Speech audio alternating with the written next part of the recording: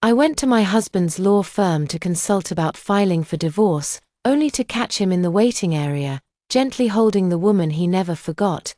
One of his colleagues gave me a friendly explanation. His fiancée's been a bit emotional lately.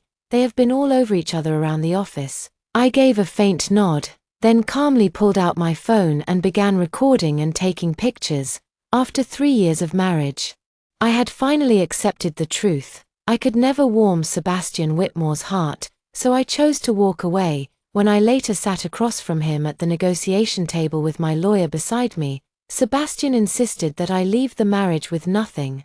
He had clearly forgotten how my entire family had supported his rise in the legal world of a city, how we had sacrificed to help him build everything he now took for granted. I laid the evidence on the table and asked with a calm voice, "Does Whitmore Associates want to risk a criminal sentence for bigamy?" Chapter 1. It was pouring in a city, the kind of rain that soaks through every layer. I braved the storm, carrying a thermos of soup meant for Sebastian. It had been simmered all morning by his mother and packed with herbs to nourish his health. But I was stopped at the front desk by a polite receptionist. "Excuse me, miss, without an appointment, you cannot go upstairs." I was caught off guard.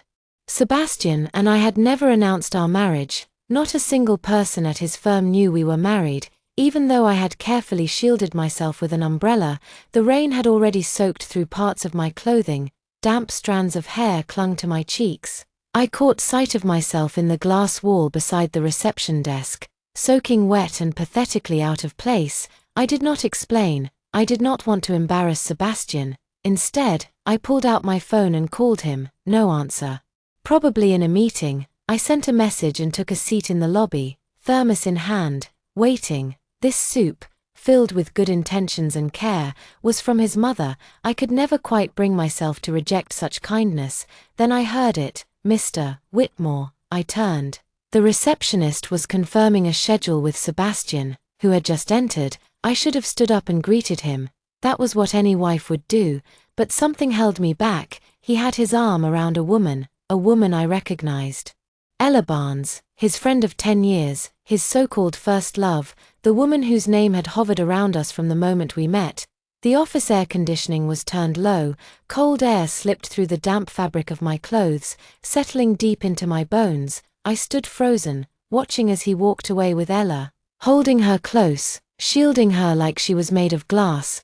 The receptionist finally remembered me. She looked toward Sebastian as if to call him back. I shook my head and said quietly, "I'm sorry, I must have the wrong law firm. It's not this Whitmore." Then I turned and left. I forgot my umbrella, clutched the thermos tightly in my arms and walked straight into the rain. Outside, Sebastian stood like a gentleman, holding the umbrella over Ella as he helped her into the car. The tenderness on his face was something I had never once seen directed at me. I watched them laugh in the front seats as the car pulled away and disappeared into the street.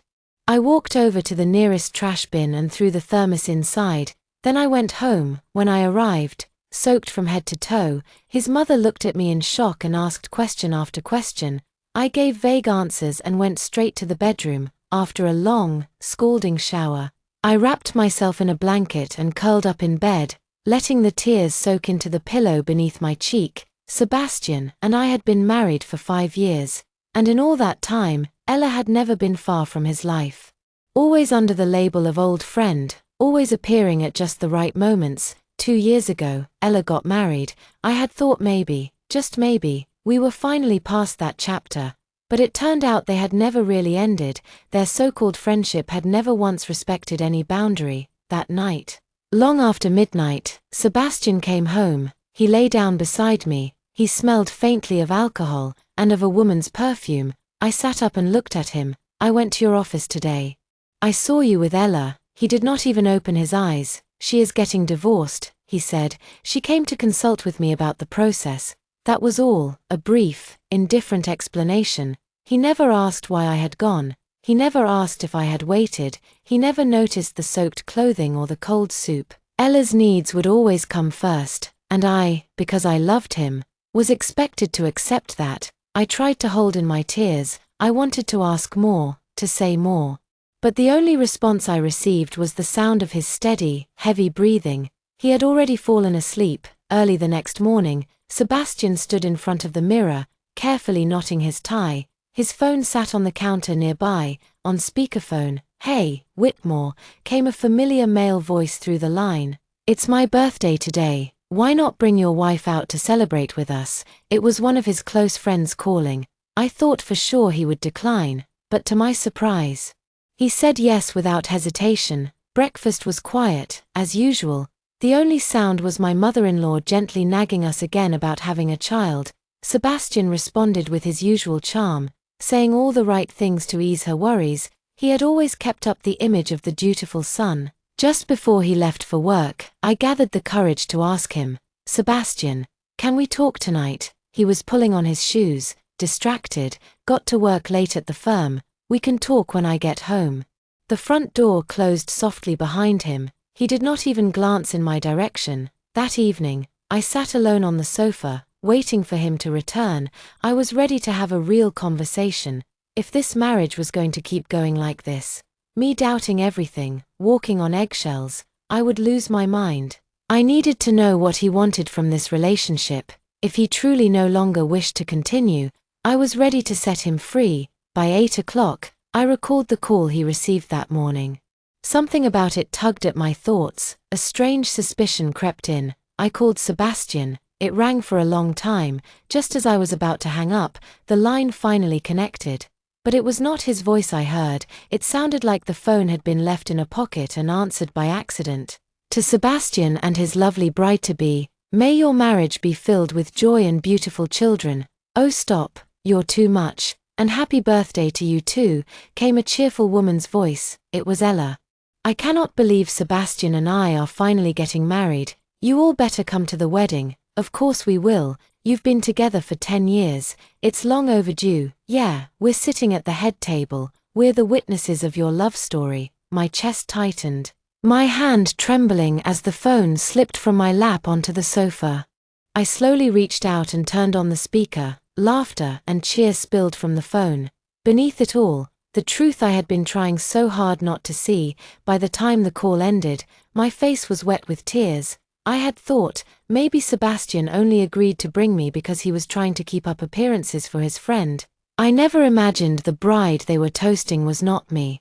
But Ella, they had already gone public, and here I was, the woman holding the marriage certificate. Suddenly looking like the other woman in their story. Back when Sebastian had just graduated, he interned at my father's law firm. He told me it was love at first sight. I could not resist his charm. We got married quickly, but just 1 month before our wedding ceremony, my father was killed in a tragic car crash. Revenge, they said, from an old case. The firm closed down soon after. Out of respect and grief, Sebastian and I never held a wedding. When the mourning period passed, I mentioned it twice. Both times, he brushed me off, saying work was too busy. Looking back, that was when he had already grown tired of me. Or perhaps, he never loved me at all. Maybe he was just after my father's reputation and influence in the legal world. Marrying me gave him the network he needed. And in just 3 short years, he used those connections to climb his way into the top law firm in the city. The thought made my head throb. I took some medicine and lay down, trying to rest. Then, a notification from my local newsfeed popped up on my phone. I clicked it without thinking, and instantly regretted it. It was a post from Ella on social media. 10 years of friendship, and I'm so lucky love stayed by my side. The photo showed a group of close friends gathered around a smiling couple locked in a warm embrace. Sebastian's smile was soft and sweet, full of affection that seemed to shine right through the screen. Affection I had never seen before, not even when he was courting me. Not even when I thought we were in love. That was when I finally understood. Love, or the absence of it, is always obvious. I looked up at the wedding portrait hanging on the wall. The smile on his face in the photo suddenly felt so hollow. My chest ached, tight with emotions I could not name. I stood up, took the photo off the wall, grabbed a pair of scissors, and shredded it into pieces before tossing it into the trash. That night felt endless. I did not sleep, and he did not come home. When the first light of dawn slipped through the curtains and touched my face, I already knew what I had to do. The bedroom door creaked open, and in walked Sebastian, his face worn and tired. He did not seem interested in offering any explanations. After saying a couple of perfunctory words, he turned straight into the bathroom to wash up. But today, I did not feel like waiting in silence. I called after him, "Sebastian, wait, I need to talk to you." He turned around, dark circles under his eyes. The kind that spoke of sleepless nights. His gaze was weary, filled with irritation. He assumed I was going to question him. So he began explaining, "It was a friend's birthday last night. I had too much to drink." I cut him off, my voice quiet but clear. "Sebastian, I want a divorce." He froze. For a man who could argue cases with ease and eloquence in any courtroom, the great attorney from Whitmore Associates suddenly could not find a single word to say. This was the second time I had asked Sebastian for a divorce. The first time was last year.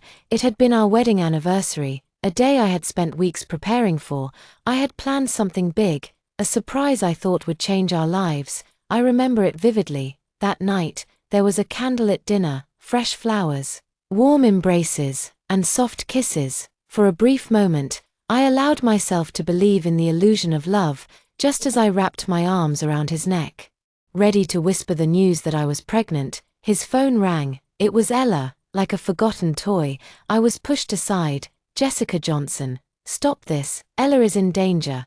I have to go to her." "No, wait," I pleaded. "It is our anniversary. You promised to be with me. I have a surprise. Something important I want to tell you." I clung to his arm, unwilling to let him go, because something inside me knew, if I let go, he would never truly belong to me again. Sebastian tried to calm me down. But the phone rang again. Frustrated, he shoved me away. He did not push me hard, but I lost my balance. I fell, hitting the corner of the table, the sharp edge jabbing into my lower back and stomach. He glanced back once but left anyway. That fall caused me to lose the baby. After that, I asked for a divorce. In response, he brought his mother over to care for me during my recovery. She was a kind-hearted woman, a gentle soul from the countryside who treated me like her own daughter. She held my hand and promised me again and again that Sebastian would never make the same mistake. She even said if he did, she would disown him. So I shelved the divorce. I believed her. But now, I was not sure Sebastian could still live up to the promises his mother made on his behalf. Sebastian stood in the doorway, frustration rising. "Jessica, I already explained. Ella only came to me for legal advice on her divorce. It was not what you think, of course." He still chose to play the part of the noble man. I nodded. "This has nothing to do with Ella. I just no longer want to live this life with you." He did not believe me. He thought I was throwing another tantrum. Without a word, he turned back into the bathroom and shut the door behind him. I decided I would handle the divorce through a lawyer. I did not want to face his mother's earnest eyes or Sebastian's silver tongue again. "Hello, miss. We meet again. Do you have an appointment with Mr. Whitmore today?" The receptionist, the same one from a few days ago, greeted me with a polite smile. I shook my head. "No, I am here for a consultation. Regarding a divorce case." She smiled again. "Of course. Would you like to schedule the consultation with Mr. Whitmore?" It was my first time stepping into the firm's interior as a client. The receptionist led me down the hallway. As we passed by Sebastian's office, I noticed the door was slightly ajar, and from inside came the faint sound of sobbing. I paused. The receptionist, mistaking my hesitation, leaned closer. "Mr. Whitmore's calendar is booked solid. Appointments usually require 6 months' notice, but we have a highly capable attorney, Mr. Chen, who specializes in divorce cases. Would you like me to connect you with him?" I nodded. I had never intended to hire Sebastian for this. After all, how could someone be both the plaintiff's attorney and the defendant? Mr. Chen was professional. It did not take long for him to gather the details and outline a fitting divorce plan for my situation. As he walked me out, we passed Sebastian's office again. The scene inside was unchanged. The sobbing continued. Mr. Chen chuckled as if it were no big deal. "Looks like Mr. Whitmore's fiancée is having another outburst. Even the coldest men have to learn how to soothe someone eventually. No surprise there." I nodded, pretending to be confused. "His fiancée? But I heard attorney Whitmore is already married." One of the assistants nearby chuckled and explained, "They are not married yet, but they live together." You must have misheard. Another lawyer walking past joined in with a grin. Yes, they are supposed to tie the knot by the end of the year. Us single folks are drowning in all their lovey-dovey displays at work, someone added with a laugh. That fiancé of his really has him wrapped around her finger. Attorney Whitmore is completely henpecked.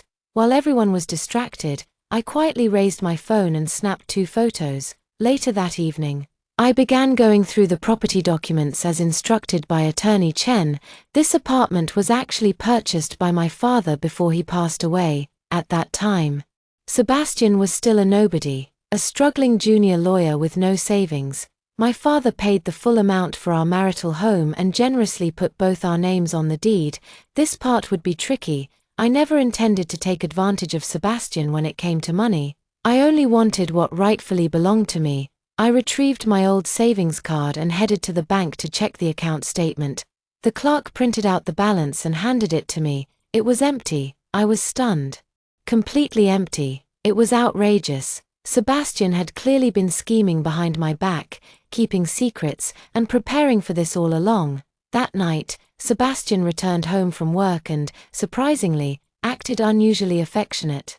I was sitting on the couch watching TV when he came over and gently ran his hand along my back. His sudden touch made my skin crawl. Feeling uneasy, I excused myself and slipped into the bedroom, but he followed me inside and pushed me down onto the bed.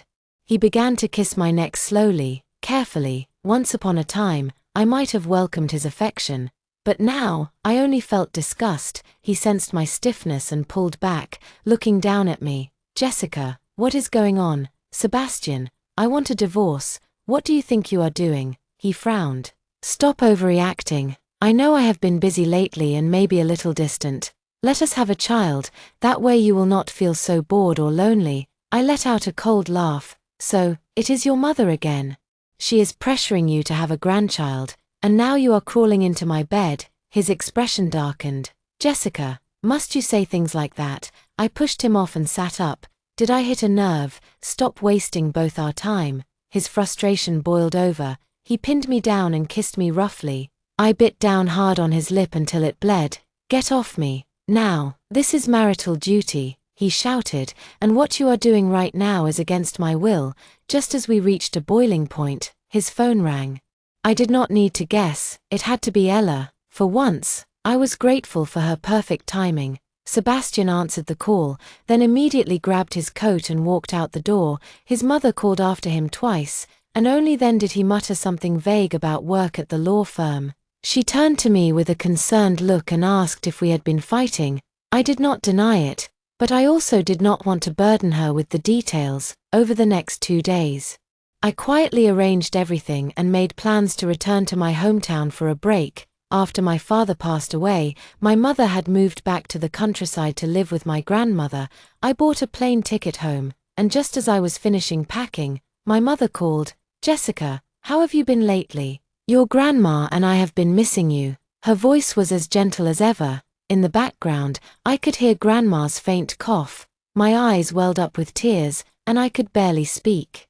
I miss you both too, Mom. I am coming home tomorrow. That is wonderful. I will go to the market with your grandma and buy everything you and Sebastian like to eat.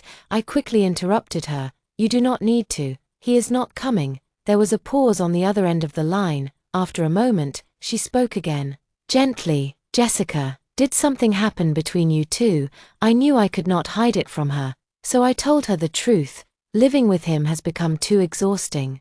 I am going to file for divorce. I braced myself for her to be upset or try to change my mind, but instead, her voice came back strong and supportive. Whatever you decide, I support you. From the very beginning, I could see you were the one holding that relationship together. I never wanted you to carry all that weight alone. If you want a divorce, your grandmother and I are behind you. My throat tightened. After all these years, my mother had seen everything. And yet Sebastian never noticed how hard I tried.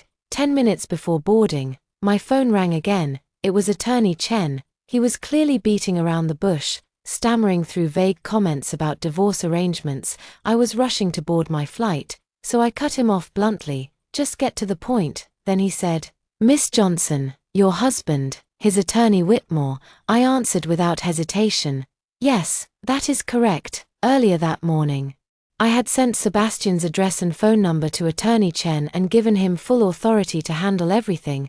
There was a rustling on the other end of the call, and then a familiar voice came on. Deep, tight with barely restrained anger. Jessica, what is this supposed to mean? You walked into my firm and hired them to handle our divorce. I had no intention of engaging with his outburst. I was done with all of it. Sebastian, you lied to me day after day. You hid assets.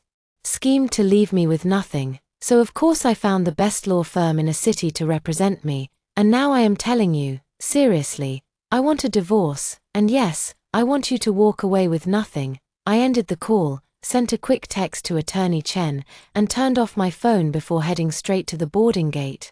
My message was simple. Attorney Chen, I trust your professionalism. I am sure you will handle this case with objectivity. It should be clear, even to a rookie lawyer, what matters more, a casual colleague relationship with Sebastian or a multi-million-dollar divorce case with commissions worth tens of thousands.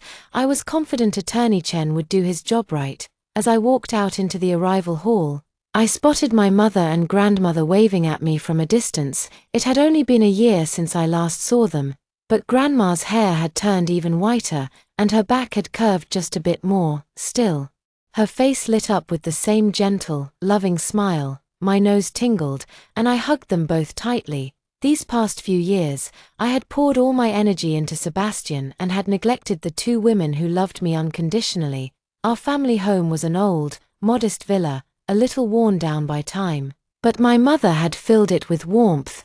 The courtyard overflowed with blooming roses, their fragrance filling the air. A cool early autumn breeze lifted the sheer curtains in the living room.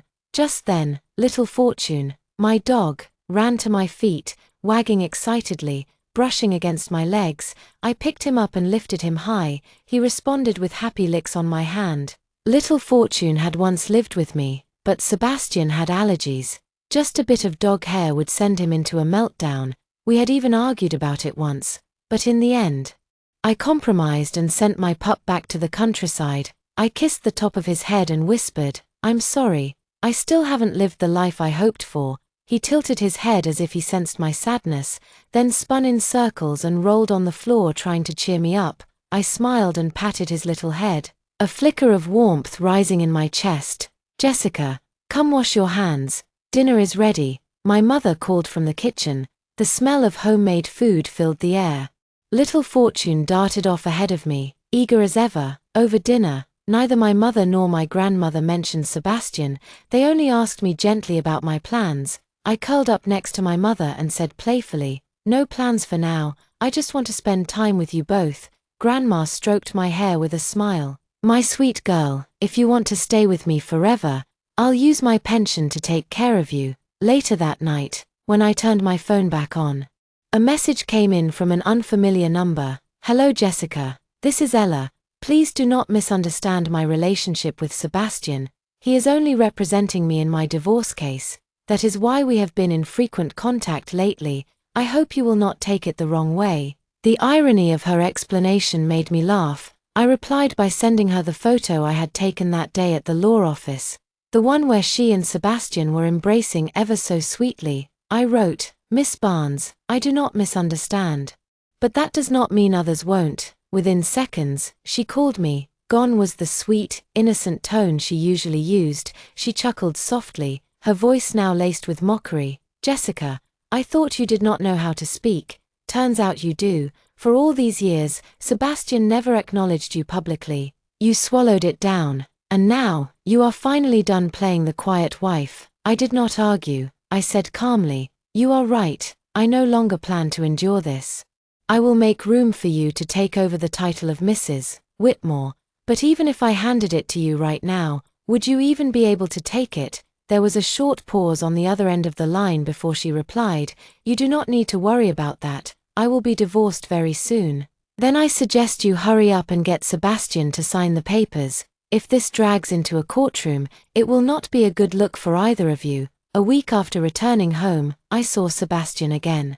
It was early autumn. He stood just outside the garden wall in a black trench coat, smoking and talking on the phone. For a moment, the silhouette of his back overlapped with the memory of the young man I once loved. I remembered him at 22, freshly graduated, confident, brilliant. With a boyish charm beneath his scholarly manner, he had risen from a poor mountain village to attend the best university in a city. People admired him, they called him a self-made man. If I had the chance to go back in time, I probably would not have been able to avoid falling for that version of him either. But time had worn away the light of that young man, revealing someone I no longer recognized, someone who left me cold. It took me 5 years to see clearly who I had been loving. And thank heaven it was only 5 years. Had it been 50, I might never have had the strength to walk away. Sebastian finished his call and turned. When he saw me, he stubbed out the cigarette and looked at me with his usual cool expression. He walked over and reached out to embrace me. I stepped back, and he stopped where he was. "Jessica," he said, "can we talk?" I agreed. We sat in his car. I did not want him upsetting my mother or grandmother inside the house. "Jessica, why do you want a divorce?" he asked. I let out a short laugh. "Sebastian, if that is the kind of question you are going to ask, then there is no point talking." I reached for the door handle to leave, but he grabbed my wrist. "Is it because of Ella?" "I told you, she is just a friend. I have explained this." I had had enough. I shouted at him. "A friend? Do your friends call her your fiancée? Do your co-workers introduce her as your future wife? You two have not even finalized your divorces, and yet you are already playing house together. Even the security guard says the two of you are the most loving couple in that entire apartment complex. What more is there to explain?" His grip loosened instantly, like he had touched a live wire. He stared at me in disbelief. 188 Chengan Road, Building 7, Unit 302, does that ring a bell? Yes, I had followed him, on the advice of my lawyer, Attorney Chen. If we wanted to push for a divorce settlement that left Sebastian with nothing, we needed proof of bigamy, and now, I had it. His throat bobbed as he swallowed hard. His voice was rough when he spoke. "She said her husband would get violent when drunk. That is why I rented her a place to stay. It is not a love nest, whether it is or not," I said coldly. "It is no longer my concern. Just sign the divorce papers. I only want what is mine. This agreement does you more good than harm." "No," he snapped. "I am not divorcing you, Jessica." I ignored the pain in his eyes. I opened the door and stepped out. He hurried after me, trying to say something more.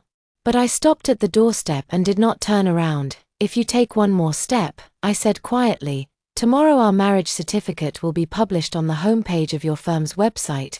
He stopped. The next day, I sat down across from Ella Barnes for coffee. It was the first time we had met face to face. She was no longer as aggressive as she had been over the phone, but the first thing she said still stunned me. "I am pregnant. After my husband found out, he refused to divorce me." I raised an eyebrow. "And why are you telling me that? Because the child is Sebastian's?" I was not surprised. I simply unlocked my phone, turned on the recording app, and waited for her to continue, like I was watching someone else's drama unfold. "So, what is it you hope I will do, Miss Barnes? Divorce Sebastian?" she said. "I would love to," I replied, "but he wants me to walk away with nothing. That is something I will never agree to." "I can make up the difference," she offered. "As long as you divorce him." I tapped the rim of my coffee cup thoughtfully, then looked up and asked, "Miss Barnes, how much exactly are you prepared to pay? Sebastian is worth millions now. Are you prepared to match that? From what I know, your husband is just an average salaried man. How much could you even get in the divorce?" Ella's voice dripped with disdain. "You might as well use that child to pressure Sebastian. If he takes a step back with me, I will take one with you." When I saw there was no reasoning with her, her smug expression already tinged with frustration, I stood up, paid the bill, and left without another word. Shortly after, Attorney Chen contacted me. He said Sebastian was willing to agree to a private mediation session. I agreed immediately and booked the earliest flight back to a city, determined to end this once and for all. At the negotiation table, Sebastian sat across from me.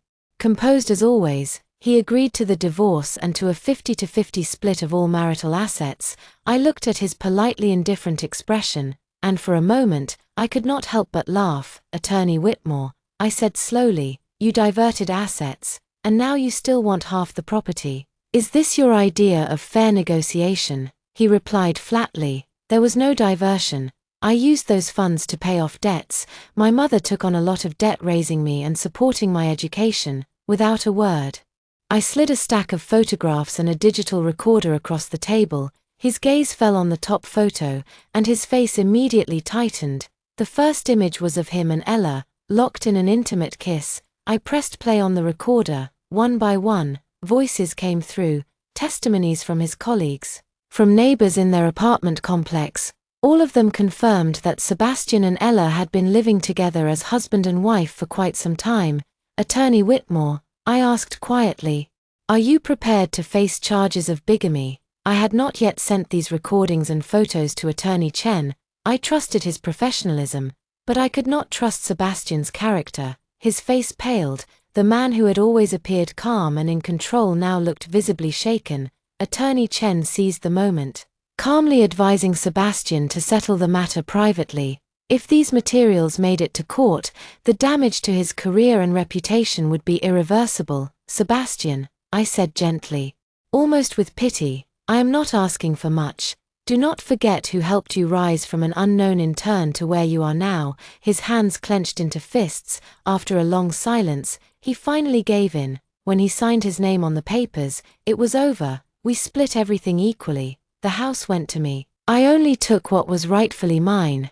That house had been a gift from my father, and I would never let it fall into someone else's hands. As we were leaving, Sebastian asked if I could hold off on telling his mother.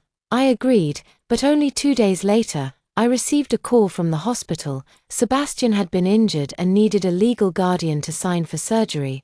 I replied calmly, we are already divorced. Please contact his fiancée. Half an hour later, my former mother-in-law called me in tears. Jessica, Sebastian is hurt. He is covered in blood. I am so scared. Can you come, please? I do not know what to do. Her voice trembled, full of panic. I hesitated, struggled with my emotions, and in the end, I went. She had always treated me kindly, and I could not bring myself to turn my back on her completely. At the very least, I owed her a proper farewell. And the truth, outside the operating room, I saw her sitting alone. That once proud woman now looked smaller, older, fragile. When she saw me, she burst into tears. Jessica, did Sebastian hurt you? They say he was stabbed by Ella's husband. My mind reeled. I stood there for a moment. Then gently said, yes, we are divorced now. I am so sorry you had to find out like this. She hung her head, whispering like a child who had done something wrong. It is my fault. I did not teach him well. Ella broke up with him back in high school because he was poor, but he still fell for her again, and destroyed his whole future. I tried to comfort her. Please, do not blame yourself. This was all his own choice. Just then, Sebastian was wheeled out of the operating room. Still unconscious, I paid his hospital fees, made sure his mother was settled, and left quietly. 2 days passed. I kept thinking about his mother, worried she might be overwhelmed caring for him alone. I called to ask if she needed help hiring a nurse, but no one answered. Concerned, I headed straight to the hospital. Outside the hospital room, I saw that Sebastian had already regained consciousness. His mother, my former mother-in-law, was peeling an apple for him, which gave me some comfort. As soon as she looked up and saw me standing at the door, she lit up. Jessica, come in, come in. I hesitated. I did not know whether I should step forward or turn around and leave. In truth, I regretted showing up at all. It felt like I had meddled where I no longer belonged, but she came over, took my hand, and pulled me gently into the room. Sebastian, look who's come to see you. Jessica. Sebastian turned his head to the side, avoiding my gaze. I figured he did not want me to see him in such a vulnerable state. His mother took the opportunity to scold him, her tone half loving, half blaming. This is your own doing. You let such a good wife slip through your fingers. Jessica still came to visit you. That means she still cares. You cannot treat her like this. Realizing she had misunderstood, I stepped in to clarify. No, it is not like that. I just did not want you to be overwhelmed taking care of him alone. I came to ask if you needed help hiring a caregiver. I paused, then added gently, there is really nothing between Sebastian and me anymore, and please, do not blame Ella. She is carrying the Whitmore family's child. Whatever she did wrong, now is not the time to point fingers." Her face drained of color. She turned to me, stunned. What did you just say?" I blinked, surprised by her reaction. Sebastian had not told her. Ever since our wedding, she had longed for a grandchild. After my miscarriage, I still remember her tears, how she made Sebastian kneel before his father's photo all night, accusing him of being unfilial. Seeing Sebastian's displeased expression now, I said a few polite words, then left quietly. Later that evening, she called me. "Jessica," she said softly, "I have no right to call you again. I just want you to know, this old woman only wishes for your happiness now." After Sebastian was discharged from the hospital, he packed all his belongings and moved out of my house. When we crossed paths again, I casually asked how his mother was doing. He looked down, his voice gravelly.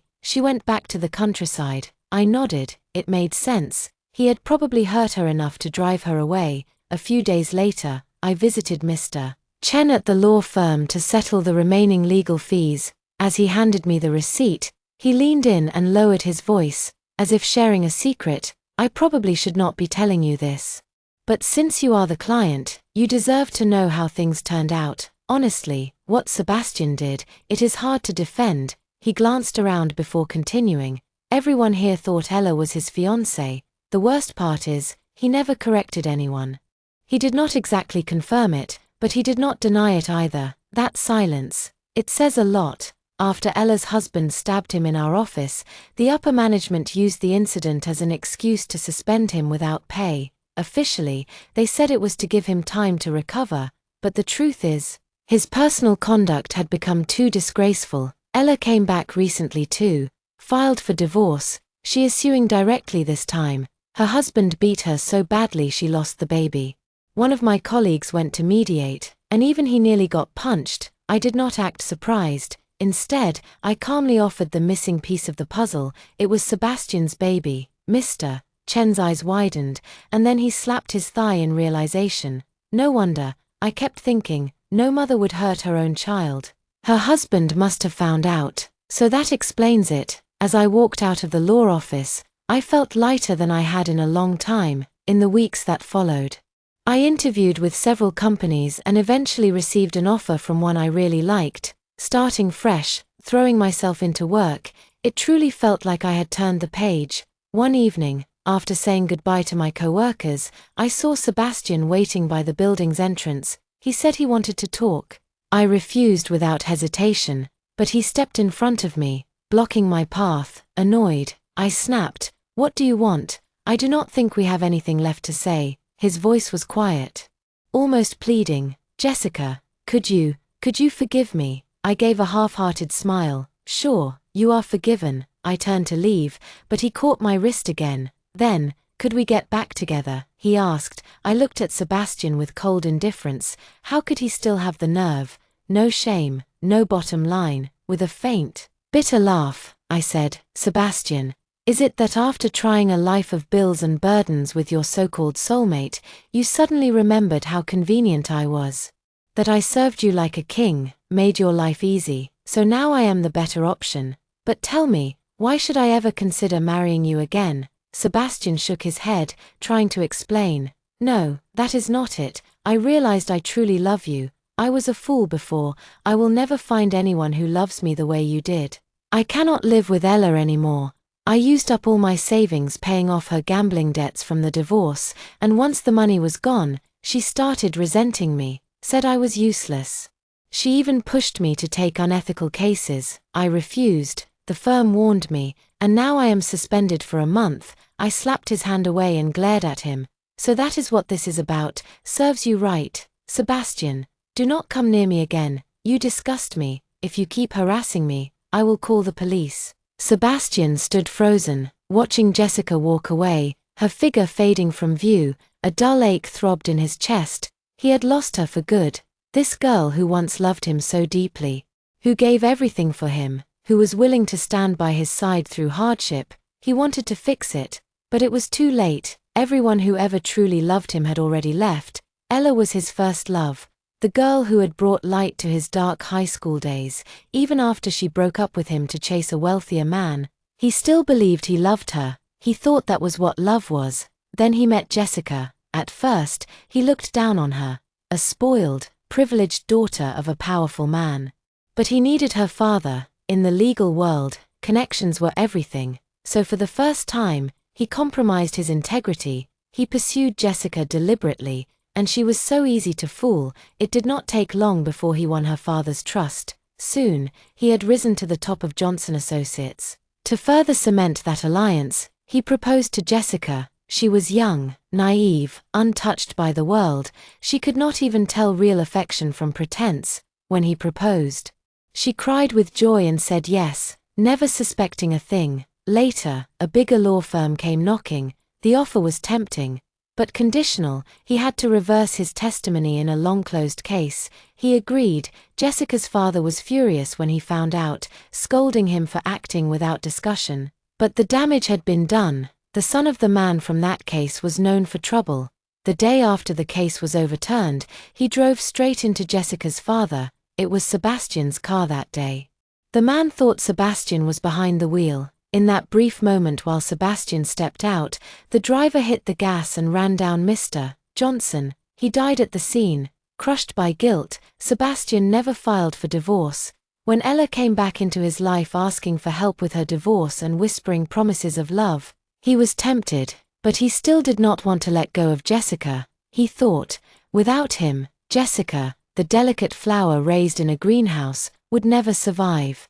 Even if she found out about Ella, what could she do? He held all the money. Would she really dare turn against him? He had misjudged her. He had overestimated himself and underestimated her strength. Years passed, and still, Sebastian lived with his regrets. Every now and then, he would sneak beneath the building where Jessica lived, just to catch a glimpse of her from afar. She seemed happy now. There was a new man in her life, a man who cherished her. He would show up on rainy days to walk her home, always holding an umbrella above her head and opening the car door with a gentle smile.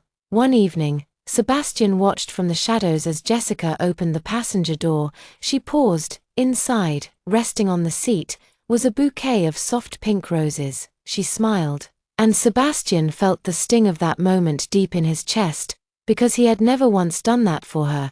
He was just a ghost now, hiding in the dark. A man who had lost all right to approach the rose he once took for granted.